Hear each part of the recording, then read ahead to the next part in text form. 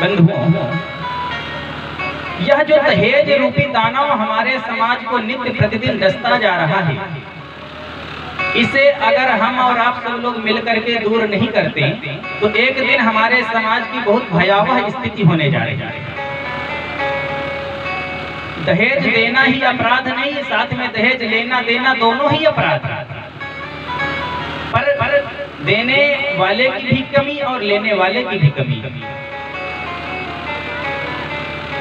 लाखों घर बर्बाद हो गए इस दहेज की बोली में, अर्थी चढ़ी हजारों लाखों बैठ न पाई डोली में। कितने माता पिता अपनी कन्या के लिए कितने स्वप्न देखते हैं, खून पसीने की कमाई इकट्ठा करते हैं कि एक दिन हम अपनी बिटिया के हाथ को पीले करेंगे, सुंदर सा कोई वर देख करके अपनी बिटिया का विवाह करेंगे।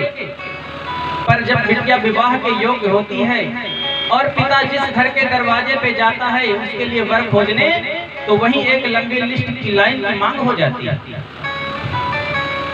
हर पिता वस्तु की पूरी नहीं कर सकता, वह अपनी स्थिति के अनुसार हर पिता चाहता है कि जितना बन सकेगा मैं ज्यादा से ज्यादा बिटिया को देने का प्रयास करूंगा।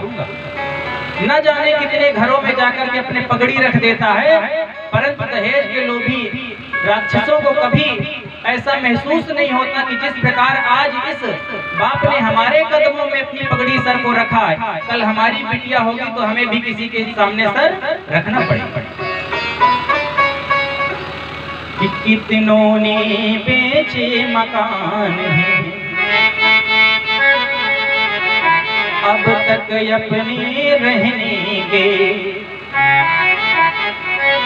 कितनों ने बेचे मकान हैं, अब तक अपने रहने के, और गहने खेत दुकानें रख दी सिर्फ मांग की रोली में, और अर्थी चढ़ी हजारों लाखों बैठ न पाई डोली में। पिता अपना घर भी बेच देता है, दुकान मकान सब सोचता है किसी प्रकार से मेरी बिटिया किसी अच्छे घर में चली जाए।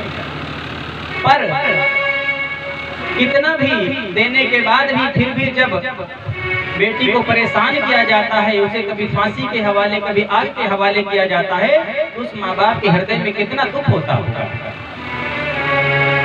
क्या यही हमारा मनुज रूप है, क्या हमारा यही मनुष्य रूप है, क्या यही हमारा मनुज रूप है, यह हिंसा हत्यारी है, लड़की वालों की गर्दन पर चाकू रखे कटारी है, कि अब भी जागो लड़कों वालों, तुम पुत्रों की शादी में,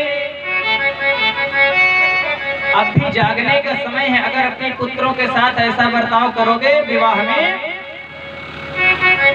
तो बुरा न मानो आज ये कहना, अब पैसा रहे न झोली में। कितना भी आप उनसे ले लोगे एक दिन वह सारा धन नष्ट हो जाएगा। पर अगर आपने किसी सुंदर सुशील कन्या का विवाह किया बिना धन के लोभ में लालच में, तो हो सकता है वो आपके घर में आकर के आपके कुल को पवित्र कर दे, कुल का नाम कर दे। क्यों? पुत्र पवित्र किए कुल दो। पुत्र आपका अपने कुल को पवित्र करता है, परंतु बेटियां दो कुलों को पवित्र कर देती है। इसलिए हमेशा सुंदर संस्कारी और सुशील कन्या को ढूंढिए, धन को मत ढूंढिए। आपकी भुजाओं में ताकत होगा तो न जाने कितना धन कमा लेंगे, पर दूसरे के दिए धन में कभी पूर्ति होने वाली नहीं है। इसलिए हमें थोड़ा